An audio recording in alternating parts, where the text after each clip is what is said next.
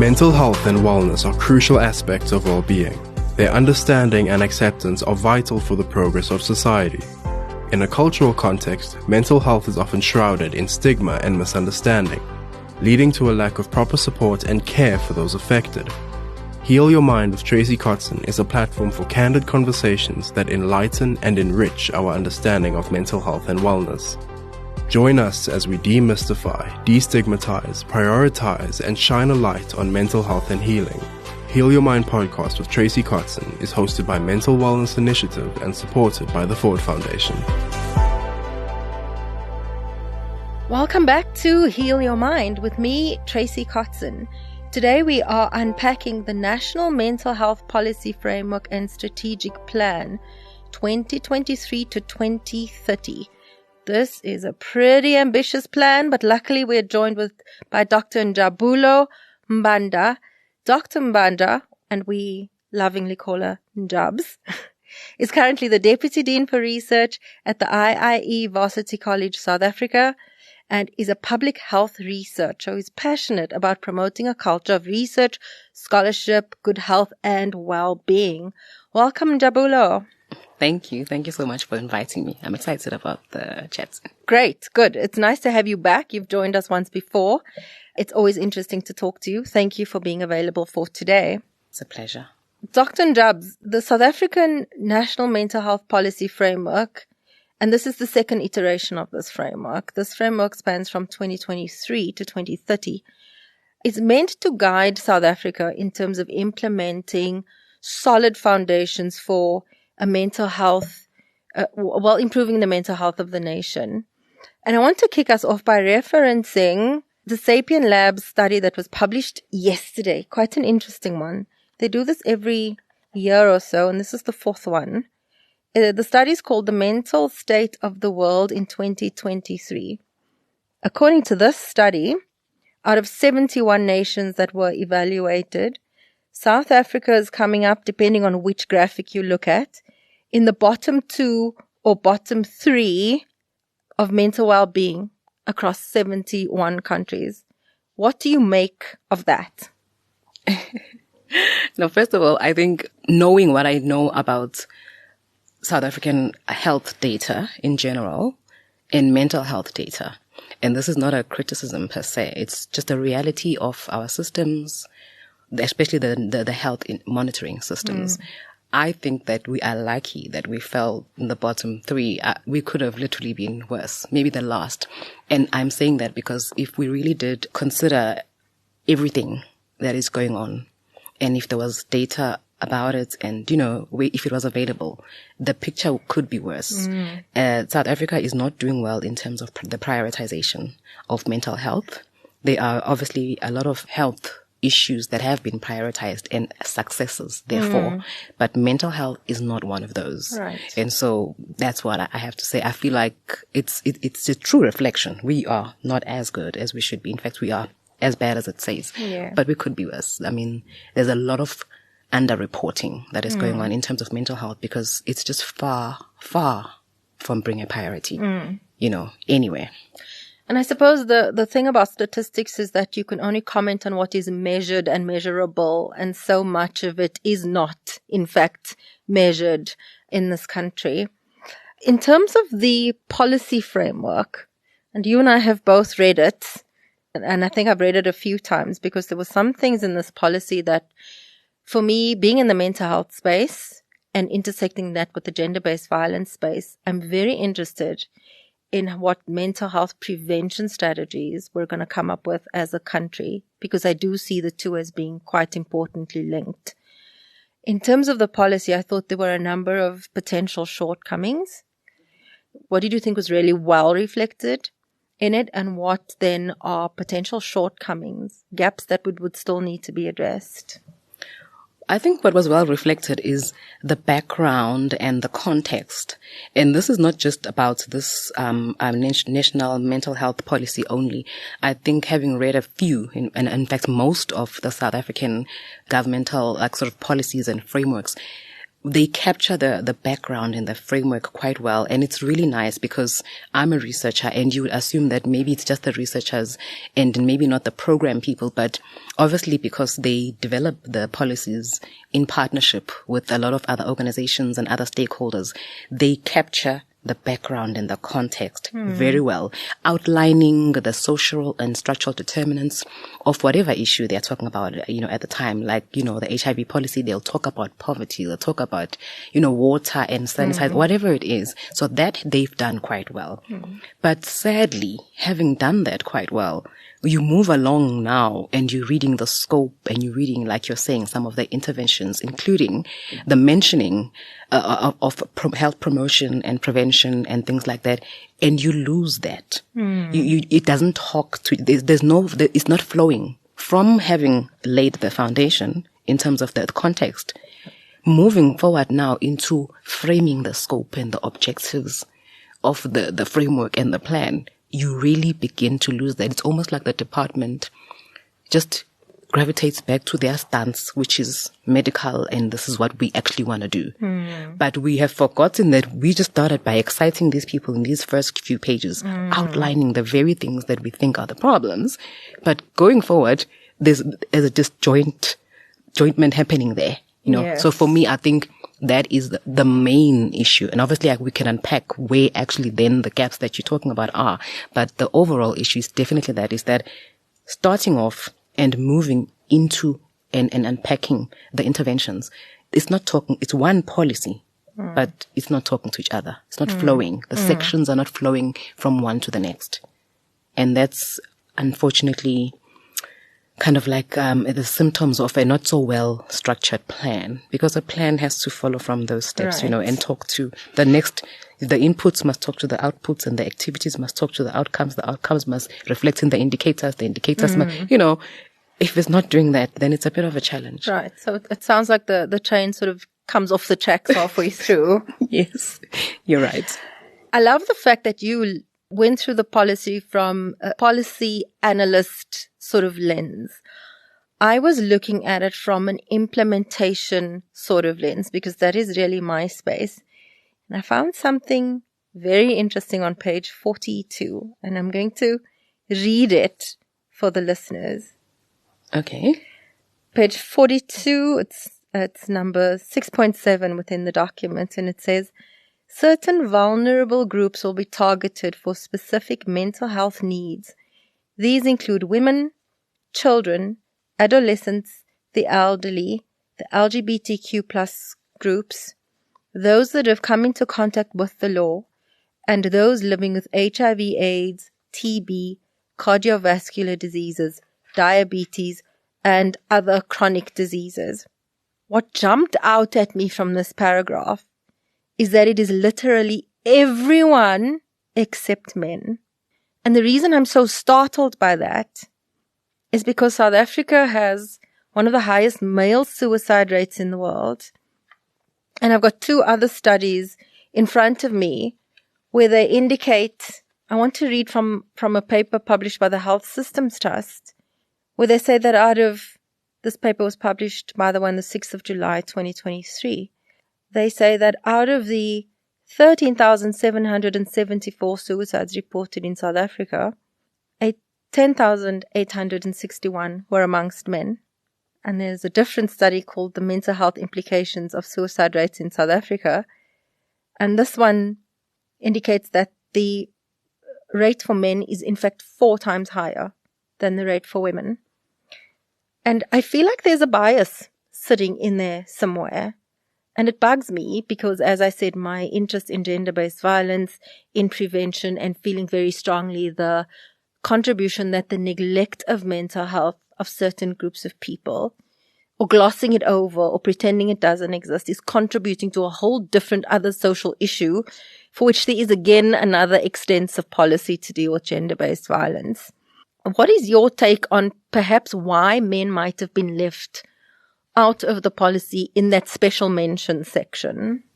Okay, so first I want to make a comment on what you've said. I love how you said that it was everybody except for men, because exactly that. Mental health is a problem for everybody or a challenge or a reality.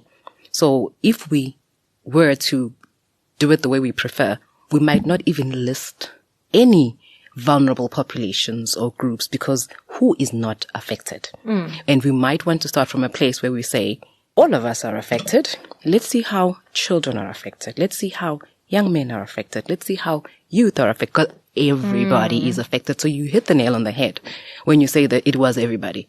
If it was everybody, how can we not have mentioned men? Right. That's the first thing. And then the second thing I want to say, the department, and I think in South Africa, we know that we have got generally an issue where men don't seek health assistance, Yes.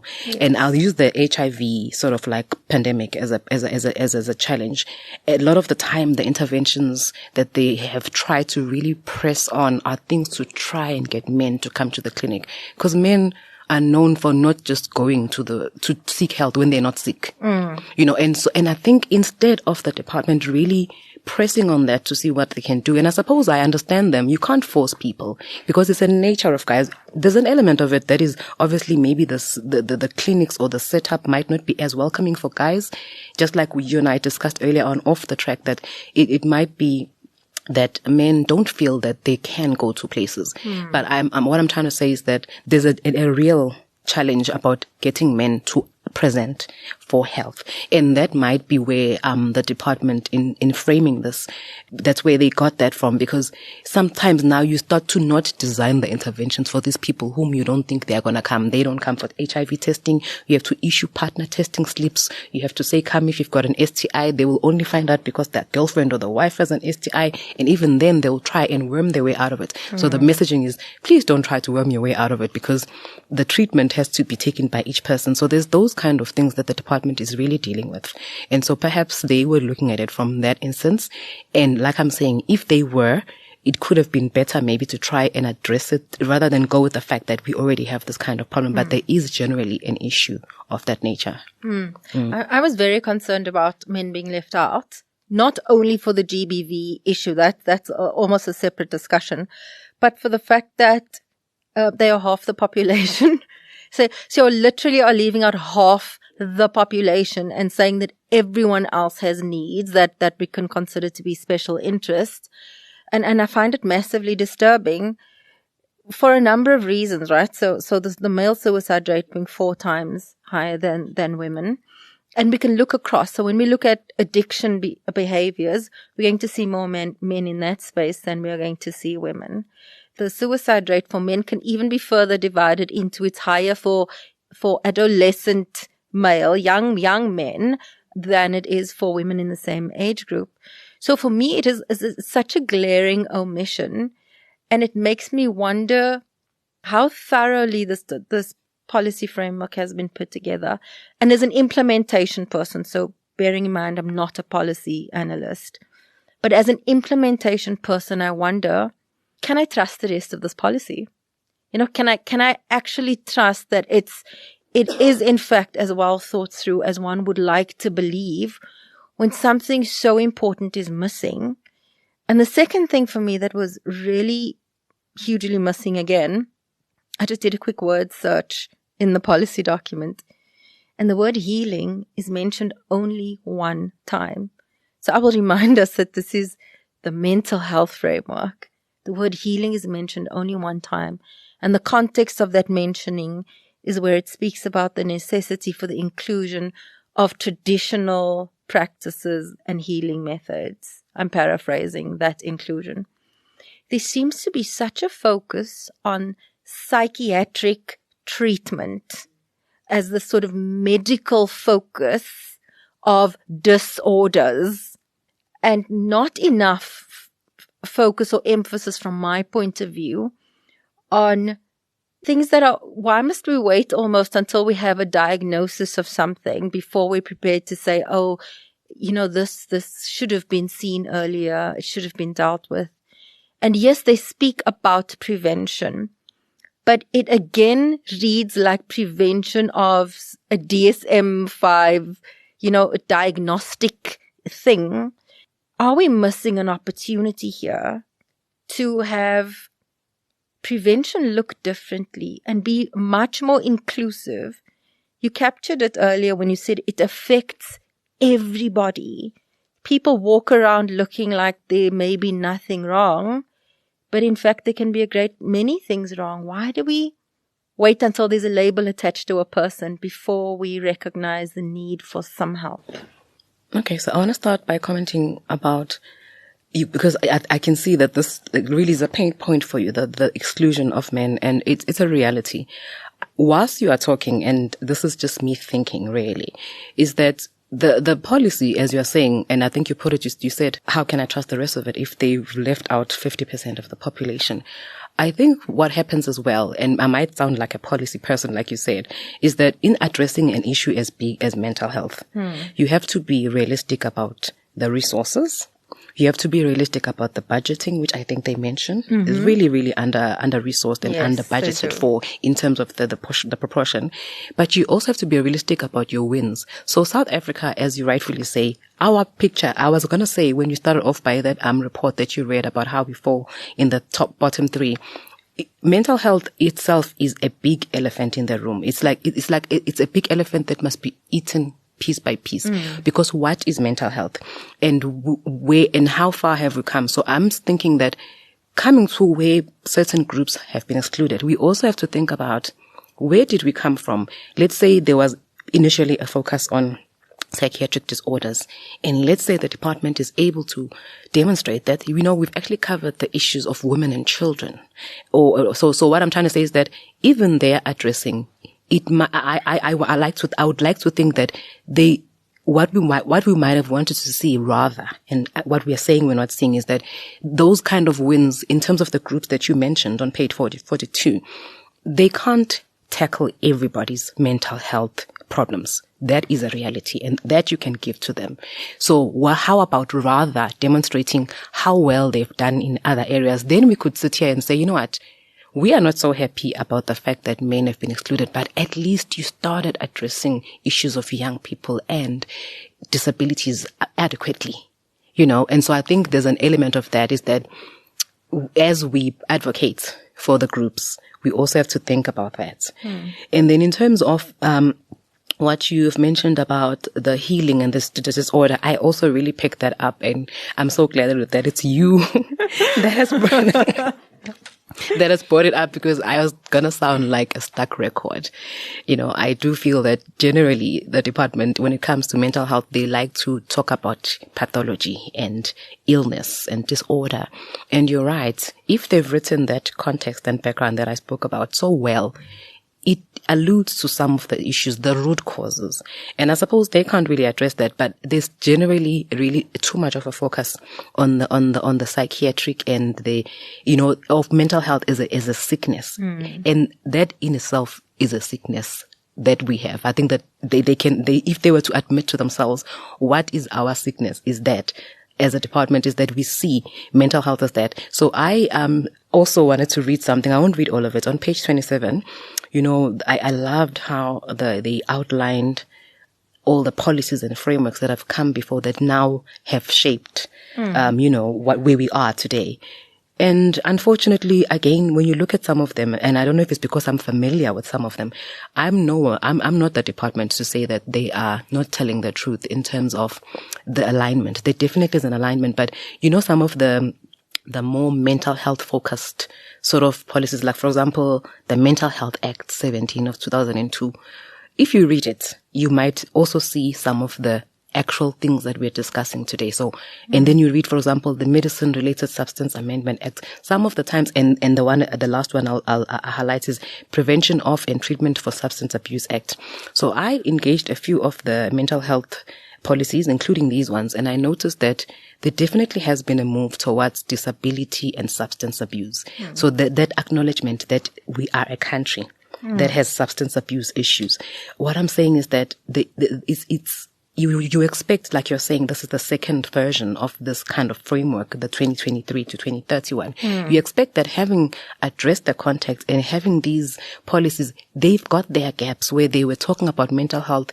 And the department is always trying to be comprehensive in their approach, but being too comprehensive can be too much, can be vague, because you need to unpack certain things. And so if maybe they were looking at these, and I would have then liked to see how this current, policy framework differs. And I'm not really getting that it is different in any way. And that's where the challenge is. Are we moving towards a place where really we are going to tackle the actual interventions that might bring about the actual prevention or the healing? We've been saying the same things in other policies. So how are we going to get to healing if we're not moving? Right. Yeah. I want to challenge something you said earlier, and not because I disagree with you, but I think it's worth having this discussion. This is the national mental health policy framework. So it is meant for covering the mental health of everybody. That's what they're intending it. So whether you and I think it is or isn't, for the moment, let's park there. They are intending for it to be cross-cutting across the entire population. And I think that is where the frustration is coming in, because it's not quite doing that either. And what I'm hearing you're saying is it would almost make more sense if there were mini versions of this that says, well, here's something to tackle youth specifically in this space. Here's something to tackle the needs of this other different group in this space. And not geographical spaces, but what people need for your substance abuse and addiction is very differently from what elderly people need in terms of mental health. So are we trying, in fact, to do too much in one document and therein potentially at risk of doing none of it well? And we've as a country, we've for better or worse, got a bit of a history of having very ambitious policy documents and then not necessarily being able to implement it to the standards that we had hoped for. And then I've got a second question, but let's just tackle that first one. Is it a case of trying to do too much all at once and we're actually leaving some people out now? Or is there a different way of doing this so that different population groups' needs are actually met? It's a very good question, and I don't know if I actually can answer, but I will say something about it. It is a lot. It's too much. I don't think there's anything wrong about the trying to do all of it. Actually, all of it is a problem, and because it's been neglected for so long, it's not a problem. I think what I would suggest, let's say they called me or maybe and said, come, what would you suggest? I think it's a case of, you've got 10 problems. Let's say we have 10 very big mental health problems. I'll go back to, I think it's what I said earlier on.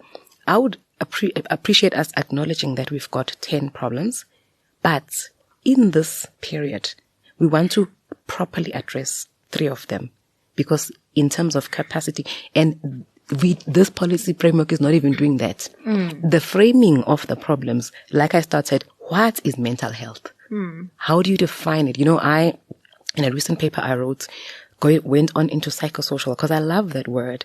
And I realize now why a lot of the other rehabilitative or services in the clinic are called psychosocial, because they're covering environmental, social, and things like that. So the problem is the definition of mental health, which I don't think they've addressed. How do you solve an issue of something that you have not operationalized? What is mental health? It can't just be that list of 10 things that they gave on the other page. It's some of it, honestly, but it's not all of it. And that's what we are saying. So for me, the main issue is that it's not even about you trying to do too much. What are you going to do about something you have not clearly defined? Because if you've clearly defined it, we can, like I said, we can sit and think, you can't really do all of this in 7 years or whatever. But can we tackle properly? Can we prioritize 5 of these issues? Yes. None of that, I think, is coming out clearly, for me. If you know what I mean? So we're at risk of really doing none of them well within the 7 years, and it's now 6 years, in fact, to the end of this framework. True. When you were talking about resources, interesting stat in this policy document is that only 5% on average across the country of health budgets are for mental health work. But there is a range of between 1 and 7% across different provinces. So somewhere in this country, there's a province, maybe more than one, where 1% of the health budget is for mental health. And according to the World Health Organization, mental health issues is actually the biggest killer of people on the planet now. So we always want to break it up. Like we want to break it up into substance, into suicide, into the obesity, into diabetes. But when you collate all that data and you look for the common elements, mental health issues are the common elements of a lot of chronic global issues. And so when you add all of that up, mental health issues is the biggest killer of people on the planet. And whilst we have this document, we're also spending 5% on average on mental health in the country. So it's presenting an inherent challenge. We don't have enough money unless it rains money tomorrow. I don't see how we're suddenly going to have new funds to direct into this specific achievement of this. And we won't speak about the health policy that was signed 2 weeks ago, because that'll be a different conversation. But there's definitely a resource shortage. So even if this policy was perfectly complete and whole in your opinion and mine, and granted, our opinion is not the be all and end all of opinions. There are a great many people who would think differently. But even if this policy was perfect, we don't have enough money to achieve it as a country. We don't have enough money to achieve it in the 6 years for which this policy document currently sits in place. With those as what I believe are actual realities, what do you think? You spoke about priorities earlier. What do you think would be those top 2 or 3 priority areas that if you were in that hot seat at the Department of Health, what are those priorities you would want to tackle first? So I agree with you that we don't have enough money, but the not having enough money is subjective because we can never wake up for any issue that we have in the country, health or not, and say, this issue has enough money. We don't have enough money for roads. We don't have enough money for, for electricity supply, So I don't think it's a case of that we don't have enough money. When I spoke about prioritization, I was going to something which I read up in terms of how even the WHO has raised certain problems, whether it's maternal and women health and all these things, is they've come to prioritize it. And I'm taking priority because if you prioritize something, you will try to fund the resources. Yes. Those provinces differences. You'll find that there's another province that has probably prioritized mental health a little bit more than others. So I really do think it's a case of advocating for mental health the way that you've said, that really look at all the illnesses. There's a common denominator. It's Alzheimer's in older people. It's suicide in young people. It's everywhere. Right. Except for maybe HIV. And it's even there because a lot of the interventions for HIV, for adherence, are mental health interventions. And the reason why they are mental health interventions is because most adherence issues are mental health related. Not that people don't have the medication. We have the medication. They've got the food. They drink the water. They eat the vegetables. Lack of adherence and not getting lower than detectable most of the time is because of mental health. So for me, really, it's, do we prioritize mental health? And you mentioned it as well when you said, because of the biomedical sort of approach, I do think that the department has a challenge in terms of what they can do and what they prioritize. They obviously are looking at themselves as a health system that provides a service in a particular way. And so this is why they have framed the framework in this way. They are trying to make it almost like, we know this is the problem, but this is what we can do. And they're almost not talking to each other because you need to do what the problem needs for you to do. Right. But the department is doing what is within their scope. And what I'm saying is that they can do a little bit more in prioritizing, even politically as well, in terms of advocacy for the issue, any issue, including health, like they did for GBV. You spoke about it. There was lobbying at national level for there to be that in the NSP. We need that for mental health. Then we can see a change in budgets or maybe start talking about one. Yeah.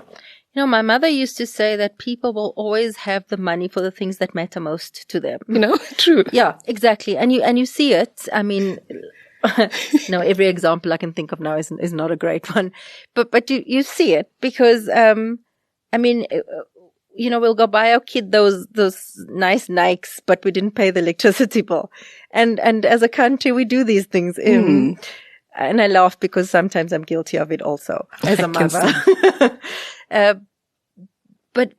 think there's a fundamental truth in that unless we recognize and prioritize something, we're not going to find the money for it because it's number 97 on the list of things to do.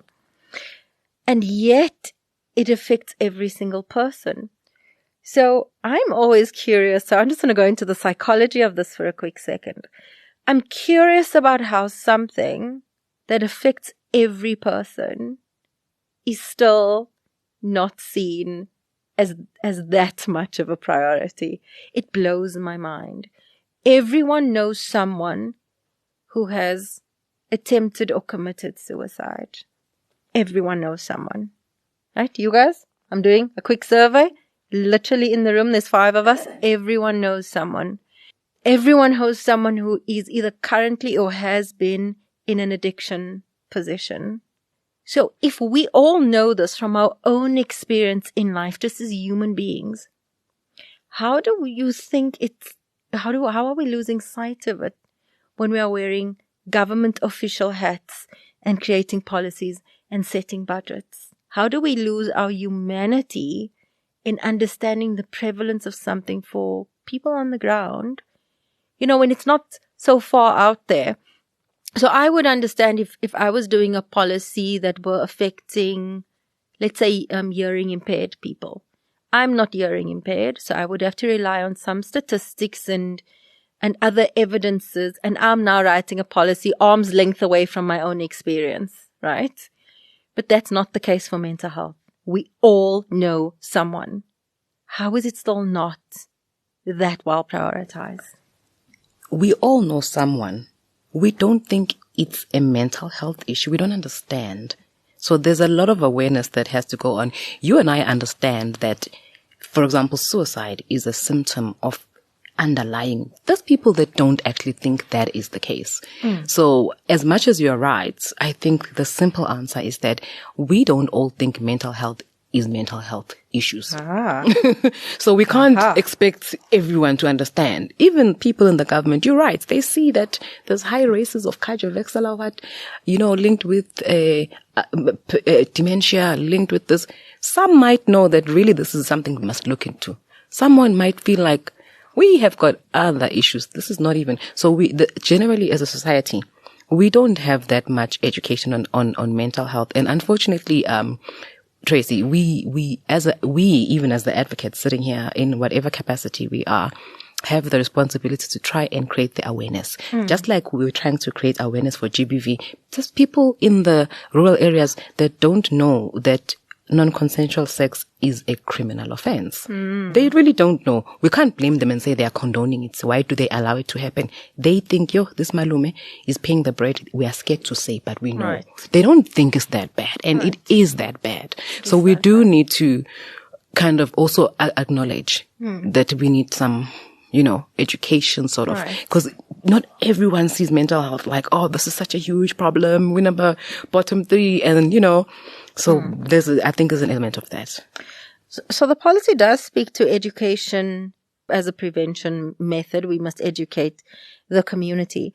And a couple of weeks ago, I was chatting to my team and someone had said, and I don't remember which language it was, but within that language group, there was no word for depression.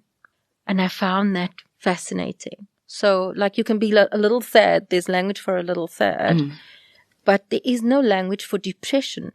And in a country as multicultural as ours is, that education then is not just about, it's not as simple as we think it is. It's not just a case of telling people, here are the symptoms of depression, and if you feel these symptoms, please go seek help. We have to begin at the very, very, very beginning and almost create new language in cultural and linguistic groups where that language does not exist. So that's a whole different ball game that we'd be talking about. Absolutely. Because the base understanding that would need to exist before you can build. So you would need to understand depression is a thing before I can say to you, okay, here are the symptoms. Go and seek help if you experience these. But if you don't even know it's a thing, there's no name for it in your language, in your culture, how does one begin to reach those people? And then bearing in mind that those people across different cultural groups make up the bulk of the population. True. And so that's actually a very great point. I wanted to go that route earlier on, and I realized that I might get philosophical and psychological. You're in the right place for philosophical. Because that's exactly what it is. African understanding. I wanted to go into the understanding of mental health. That's how come I went there. You're right. And it's, even isiZulu, I speak isiZulu, there is no words for anxiety or depression or what. And so you have to try and really work to make a person understand that you talk about a backache every day because you are in this abusive relationship and stuff. And so a lot of the literature that speaks exactly about what you're saying, an African understanding of the nomenclature and all the terms is exactly that, is that not only do we not have the language, if any culture doesn't have a language of something, that thing doesn't exist. Exactly. You know, we have to create words from English to say baguette, which is a bucket, because we did not have buckets. But now that we have borrowed, then we can use the buckets. Yes. So it's things like that. You're right. So there's definitely a different understanding of mental health in the African sort of like cultures, all of them, not only in South Africa, even the 11 others. Yes, because most of them do not have words for things like that. Our disorder, anxiety, there's these other disorders that we have with space and height. None of those things have names. You know, the small things like that. So you're right. The education goes deeper than you have to almost like really inculcate different things in people for them to understand. And you know what? It's been done with I'll always refer back to other health matters because I believe that whatever has happened for TB or malaria can work anywhere else. So we've done that. And I think, for example, even my own study for my PhD, I kind of touched into that to talk to communities about illness the way that they understand illness. Like I said to you earlier on, you and I, our understanding and other people, you know, here in this room, our understanding of mental health is very different to someone in the community. So even if we had to go there, we couldn't come there and say, we are going to talk about depressive disorder and stuff. We would really have to just start by, there's this saying that I used to like, says, go to the community, start by what they know, build on that. That's what we'd have to do. What do you guys understand by, ask them what they think about somebody who just kills themselves. We'll take that. Before we say it's suicide, we need to understand, what do they see? What do they think it comes from? Because when they understand it from their lived experience, they can acknowledge that, okay, we might not have a word for depression, but this thing is actually an issue. Now that we understand, you know, I'll give you an example of a program that we used to try and implement in the clinics for mental health to try and raise awareness for the public health nurses to be able to, and I think I've used it even before with you. I don't know if it's in this podcast or elsewhere, but I think you might recognize it. That program that is trying to assist the nurses to be able to discuss mental health, to discuss GBV with their clients. One of the steps talks about, don't rush. If you see Njabulo, for example, she is with a husband that beats her up. Don't rush for the end goal to say leave him. Start by seeing whether she understands that if he raises a hand on her, it doesn't matter what she has done. She cannot think that it's because I didn't do this, therefore he hit me. She needs to realize that abuse is wrong and no one can do anything to warrant. You know, but you see where you're starting. You're not rushing for the end goal. Yes. So we need to do that for mental health as well. Start a step back. Take people along because they are not, like I said, we are not all at the same understanding. And communities will differ. Like you said, the Tongas, the Vendas, the Zulus, the Sothos will have different understanding of what mental health is. So we can even lose our words, our fancy little terms, and just see what they understand. Yeah. It's so important what you're saying. We must start from what the community already understands.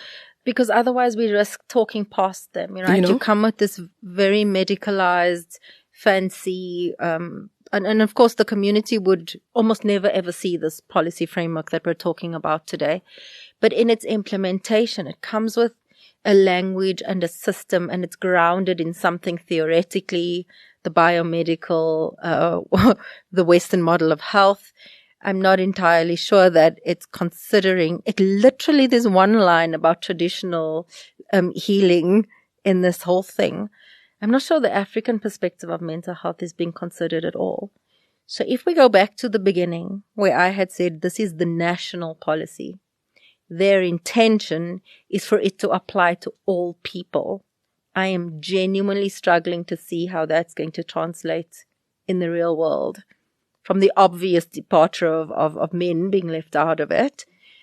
And then I think the cultural inclusion is then the next big gap for me. So that's where I'm at. I quite frankly hope I'm wrong. I've never hoped to be wrong this badly about something, because this is so crucially important. If we don't get mental health right in this country, so many other things hinge from it. We cannot deal with things in isolation. It feels a bit to me like the following. Imagine we're an oak tree and each leaf is a person. And the leaves are looking, the leaves on the left side of the tree are looking at the leaves on the right side of the tree, and they're seeing that they're starting to go brown. But the leaves on this side think, no, we're fine, because it's only affecting that side of the tree. It's ridiculous. We're one organism as a people. And so if we want something to work for the whole country, it must consider the needs of all the people. Or alternatively, we must have a few tinier, and maybe the intention is that this policy becomes a few tinier operational plans for each different sort of subgroup of the population. But if the disease is creeping up the trunk of the tree, everyone's in trouble. So if you think of the trunk of the tree is the one thing we all have in common, right? Our mental health being that one thing. And maybe it ends up in heart disease. Maybe it ends up in diabetes. Maybe it ends up in suicide. But if we neglect to understand that the thing is mental health, that's the core issue. And it's eating everyone alive. So we're all in the same boat as a country, sociopolitically, despite the divides we like to create for ourselves. If mental health becomes the thing that cripples us as a nation, everyone goes down. So there's no separation. Yeah, you are raising an activist in me of sorts, and not just for mental health, but as a country. I think as a country, South Africans have an issue of patriotism. We are not together in a lot of things, and that's why it's so easy for that oak tree example of yours to be a metaphor that, represents who we are in general, whether it's voting or whatever. South Africans don't stand together and think that just because this issue affects Limpopo because they're out of water, it affects all of us. And we don't have this thing of loving who we are as a people, loving the country, and therefore, because we need that for us to have the care to want to tackle some of these very glaring issues, we need to be patriots. Starting from our government. Some of the people in power are not lovers of their own country. I don't know what they love. And so if they don't love their country, they are spreading that, like how even a biblical, I think, verse says, from the anointing started to flow from Noah's beard. Like you're right. You spoke about the trunk. I'm speaking about a similar thing to say, if there's no patriotism and loving the country for any issue, we are really we are in trouble if it comes to recognizing issues that affect all of us. For example, we speak with you a lot about GBV and stuff. There's people that we know that either have experienced it or not. A lot of people that have not experienced GBV or have experienced rape or whatever should know that it is a problem for them too. If it's affecting all our children and our moms and youth are being hung by a tree when they are pregnant in Soweto.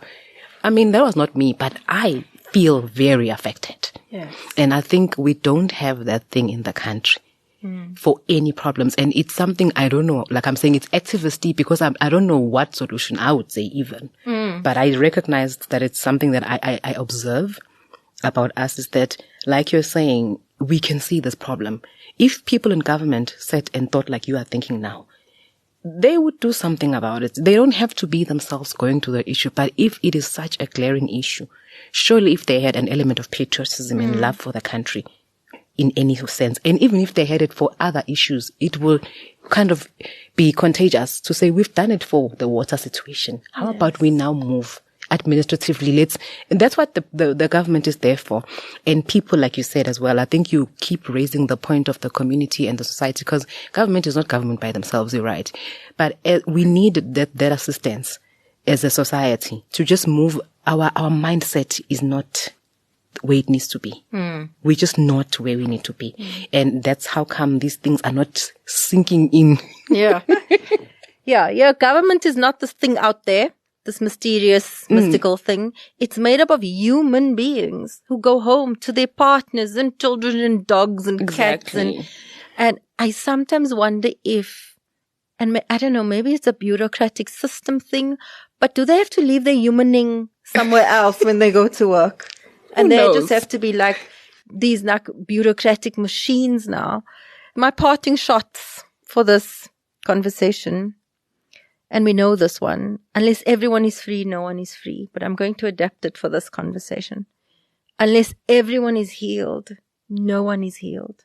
Absolutely. So a policy framework like this, if its intention is to apply to everyone, then it must make sure that everyone is in fact included in the journey of that, and included in the thinking, and included in the planning, if that is in fact the intention of a national policy, which I believe is the intention.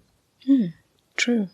Parting comments. Sorry, I might be a bit lengthy. I wanted to comment when you spoke about the African perspective, because I realized that, it's such an important thing that you said about traditional healers, because some of us don't really consult. And it's not about that. The government and South Africans, they know that, you know how you and I spoke about how people don't see mental health? They do in an African way.